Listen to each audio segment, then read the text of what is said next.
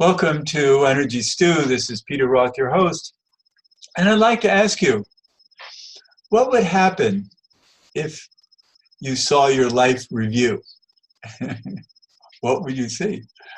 What would be the important things to be shown in a life review? On both sides of the coin, how would you feel about it? And maybe that's up for all of us at some point after this life is over. And we're going to talk about that. We're going to talk about near-death experiences with a man who's a real expert about this subject matter and has written a wonderful book called The Purpose of Life, as revealed by near-death experiences from around the world. So I'm very happy to have as a guest today, David Sunfellow. David, welcome to Energy Stew. Glad to be here.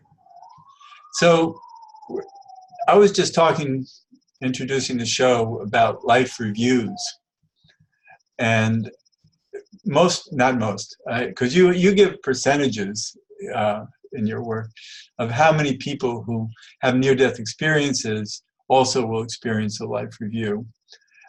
And certainly people who have had hypnosis, regressive hypnosis to go back in between lifetimes will also experience that. And there are some astral travelers that do that.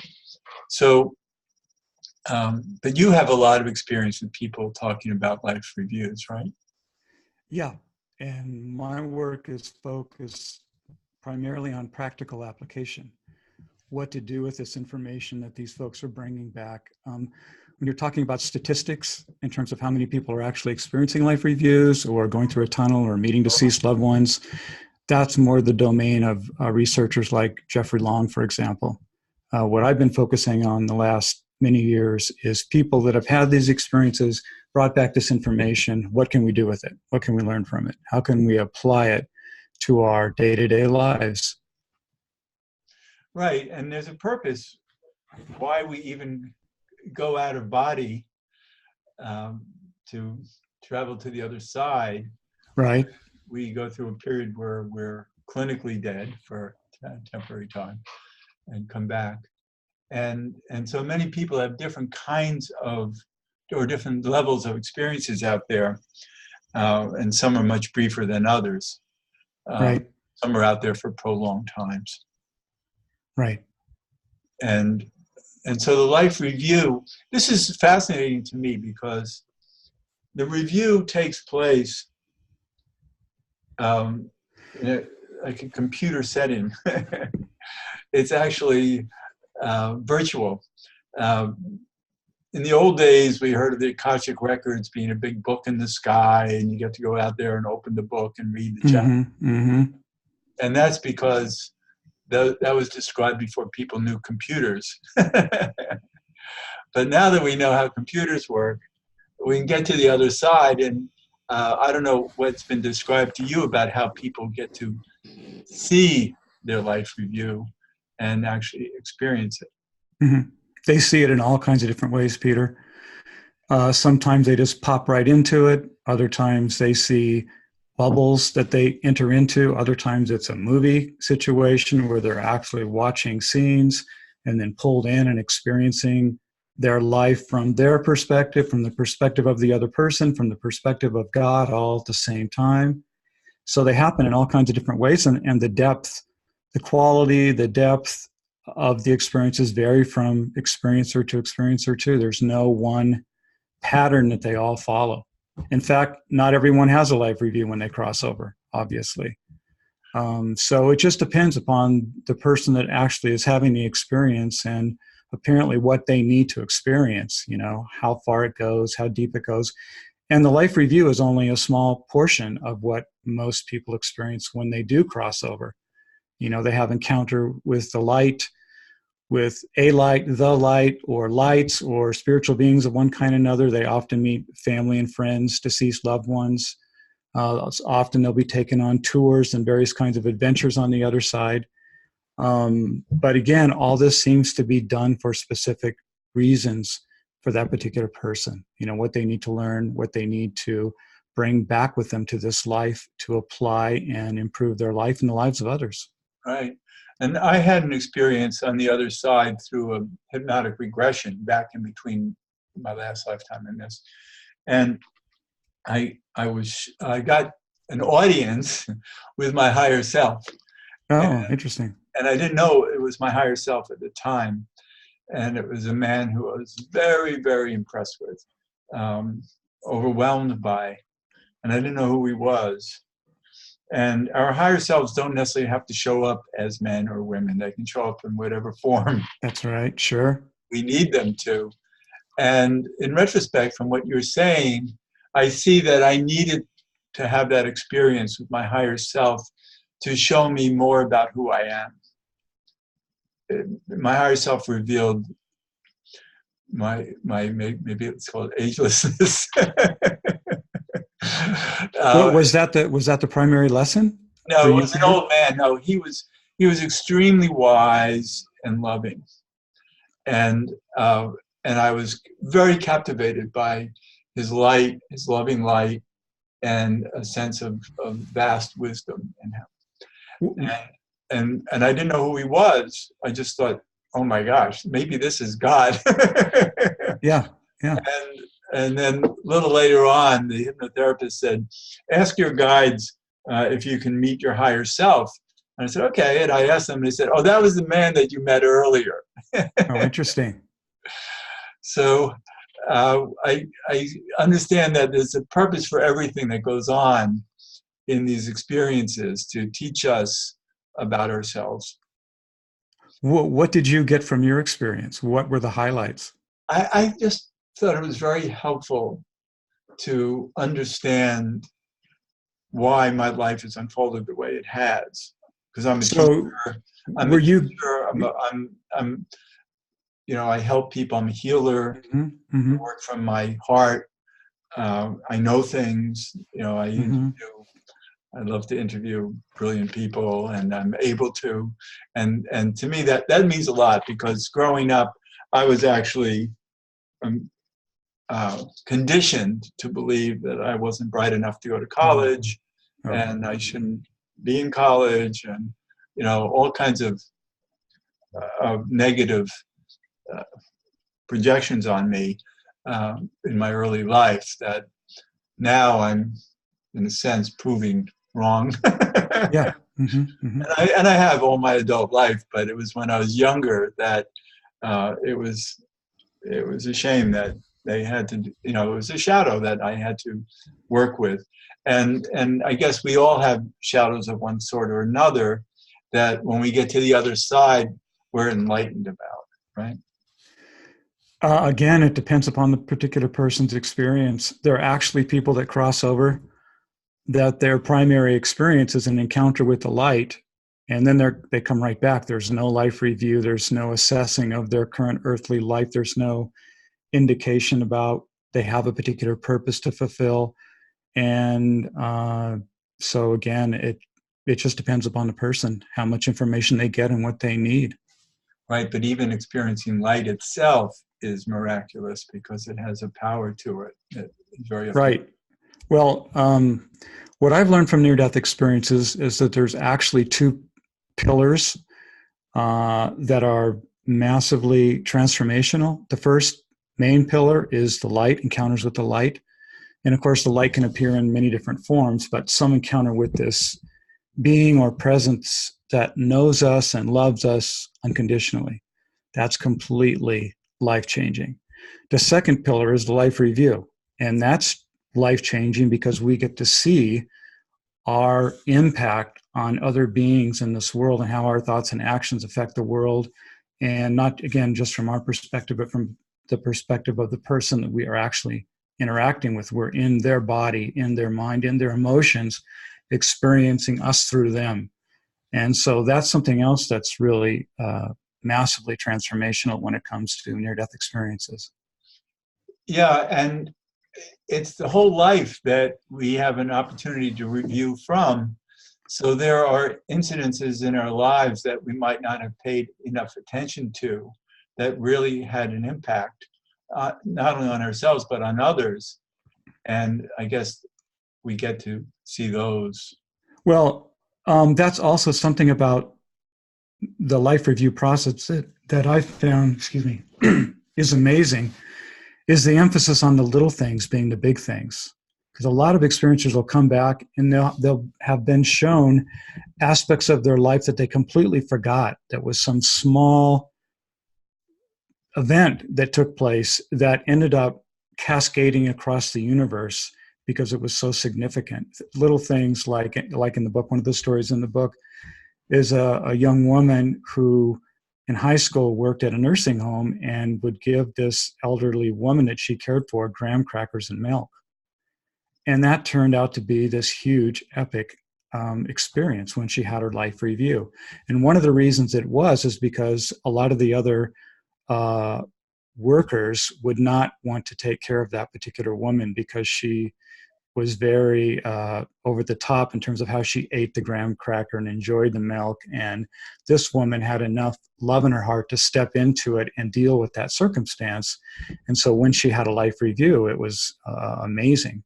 So that's something that's surprised me, that it shows up so consistently. I think it's one of the main insights we learn from near-death experiences is that the little things in our life are really important. We often have this idea, well, I'll live my life and the big things I do in my life, the awards I win, the special thing, the big special things I do for people are the big things. But again, life reviews emphasize, no, it's actually the day-to-day little things, the words we speak to one another, the kind little gestures we do, with an emphasis on those that are most filled with love and selflessness being the most impactful. Right. So I think that's really, that's a extremely practical insight into terms of how to live our lives. When we begin our day in the morning and move throughout our day, if we're holding that on our mind, that all the little things we do throughout the day, all the people we encounter along the way, the dogs on the streets, the cats on the streets, the plants we encounter, that all these beings we are interacting with, our small ways of interacting with them can have really big impacts. A story in your book is about a man who watered a tree. One of the stories, yeah, right. And that was a big deal because he actually went out of his way. So this poor dry tree That's right. And who would have thought that there would be such a uproar on the other side about what a great act of kindness and love that was, and how much appreciation there was throughout the universe for that gesture. I think that's an important story, just to let us know that just being out in life, every moment we can have an impact. It doesn't have to be, pulling someone up from the gutter. There are many, many things that make a difference. Well, I think so too. The book, this particular version of the book was actually published under another title called Love the Person You're With. And that's the first story in the book. And basically it's Howard Storm, near-death experiencer Howard Storm.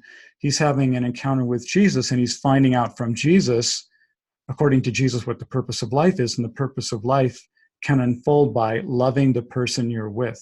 That's how the whole thing, that's the magic of the whole thing, how it works. And when you think again in terms of practical application in life, we're beset every day with all these problems all over the world that seem intractable. How are we going to solve climate change, nuclear proliferation, human sex trafficking, whatever the issue, environmental destruction, whatever the issues are we can think of, how are we possibly going to solve all these problems? They're so far beyond the means of most of us to make an impact. And the answer was, well, love the person you're with. Whoever crosses your path in whatever form they come into your life, including online, through email, on the web, wherever they might be, love the person you're with. That's how we can all make a practical, concrete difference in the world. And that might end up meaning that the way we can execute that in our life is by actually getting involved in various causes of one kind or another. But at the end of the day, it still boils down to love the person or the beings that we're with. And to me, that's really, really helpful advice. Right. It doesn't mean in a personal, intimate relationship with. It means everybody you come across in your life you're with them. Well, another way to say it is one near-death experiencer said, kindness is God's love in action. And kindness shows up a lot. In fact, it shows up in some of the hellish experiences. There's a really fantastic, in-depth hellish experience that a Buddhist practitioner had. He was taken on a tour of the hellish realms by the Buddha of hell. And one of the jewels of insight that he got from these experiences in terms of how to inoculate ourselves from having these, really brutal, hellish types of experiences is kindness. Be kind. And again, if you apply that to the idea of love the person you're with, be kind to the person you're with. Be kind to the plants and animals that you encounter. That's, again, something that has so much practical firepower that all of us can relate to. All of us can attempt to be kind throughout our day. Well, I want to come back to this idea of hellish experience. And I think of it as for people who are dysfunctional in the world related to others, they disregard the well-being of others. And I know people like that, and we know that in government and all that there are people that don't mind that other people are harmed. And I can imagine when people like that get to the other side, they have to understand that, and I don't know if they're that far off, if they get to the other side and they actually have no consciousness of empathy and caring about others, who are they on the other side when they get there? And are they automatically brought to a hellish environment? And I don't know what that means, but it's certainly not fire and brimstone forever. I think of the other side as being supportive in every case and wanting to heal and correct. And so if people need that, they'll have that on the other side. And maybe there are some souls that just can't be helped. I don't know. Yeah. Well, of course, this is a really deep topic. First of all, I think it's almost impossible for us to judge one another and determine what kind of condition our soul's in, because a lot of us have the idea that the waking personality we're interacting with, that's actually going to determine what the person experiences on the other side. But there's a lot more going on than just the waking conscious personality like you and I are talking to right now. And I can give you one, concrete example. There are some near-death experiences that talk about people that outwardly, I'll use a Christian as an example, look like a good Christian. They have all the mannerisms nailed down. They have the proper way of saying things and doing things that look like they're a good person. They think they're a good person. They're engaging in activities that look good to others. And then they cross over to the other side and find out they weren't aware at all of how selfish their whole motivations were. That the actions that they were engaging in were mostly for show and mostly to round up money or followers or build up their egos in some ways. And so when they encounter that on the other side, they're like profoundly surprised to realize that not only have they been deceiving others all their lives, but they've been in massive self-deception themselves. So it's really hard for us to determine for ourselves or for another our actual condition. What near-death experiences tell us very clearly is that we all will be held and are held accountable for our actions. And whatever activities, thoughts we're engaging in this world are reflected back to us on the other side 1,000-fold. Well, let's just say also that this religious idea and the dogma of religion can have people very caught up in being the ideal religious dogmatic person that's very tribal. And tribal is always win-lose. We're going to win if we kill off the other side. Yeah. Kill off the other tribe. So people who are religious depends on whether it's a universal collective feeling of love or if it's a tribal feeling where they only love those that agree with them and everyone else can die. Right. Well, even that, there's so many nuances attached to these issues. Like, for example, in that case, what near-death experiences tend to emphasize is it's more your intention than the actual act you engage in. It's Right. what your intention is behind. Yeah. Now, and that is married with what our level of development. So, I mean, the most obvious level of development that's coming to my mind right now is the Old Testament versus the New Testament. In the Old Testament, you have a wrathful God, and you've got people out very tribal going out and killing everybody, right? Except for the chosen tribe. Whereas the New Testament moves more towards a loving God, where Jesus is talking about God being Abba, Papa, is his father. It's a personal God. It's a loving God. It's a God that loves everyone unconditionally. Two very distinct feelings about the Old Testament and New Testament. The point being that we're all on a path of growing and evolving. And so my understanding is we're judged more according to our understanding and level of development at the time and our intentions with whatever level of development we're at. And then as we grow and develop, the bar is lifted and we become less tribal, more universal. We understand love more deeply. It's not just about loving our own particular tribe, but it spreads out, becomes more godlike. But we start at more primitive places where a loving act is to be committed to your particular tribe. That's acceptable at that level. Right. Does that make sense? Yeah, it's a starting point. Yeah, And then the more it spreads out, the higher our vibes get. exactly. And I have people a lot asking me if they'll be forgiven for this or that or whatever. And my response always is, well, what was in your heart? You might have made a mistake, but did you mean to? Yeah, You know, exactly. my son is a prosecutor in Manhattan, and he has to talk to these criminals all the time. And he's always trying to discern what is in their heart. Are they truly criminals who, don't care about others and will do bad things? Or are these people who just made a mistake and they mean well? Right.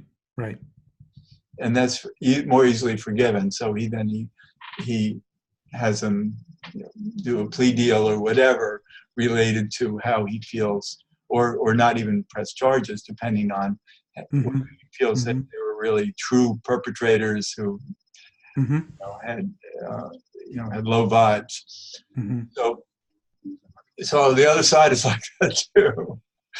And then this hellish realm, a lot of people, we're going to have to do another show about these things because there's so much to talk about. Because I hope that's fine with you.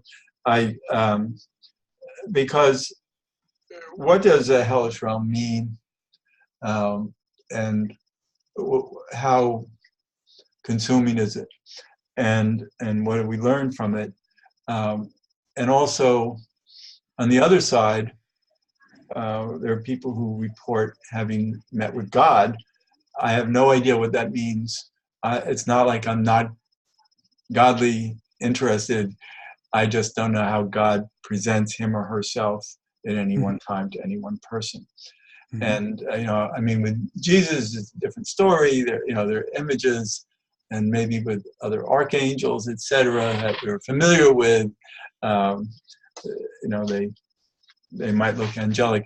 And then again, on the other side, people can show up any way that they feel is important for us to see how to be able to relate to them. They know how to reveal themselves to us. Because they could be, on the other side, we can be anything. We can, because after our life is over, if we're quite old, we don't have to be that old anymore. Yeah. We can make ourselves look real young. Right. And perfect. So, but I don't know if that's true for near-death experiences so much as for actual being on the other side for good, at least for good for this personality that died. That's another story, is who are we after this one personality is done, back in other lifetimes? Who is it who comes back?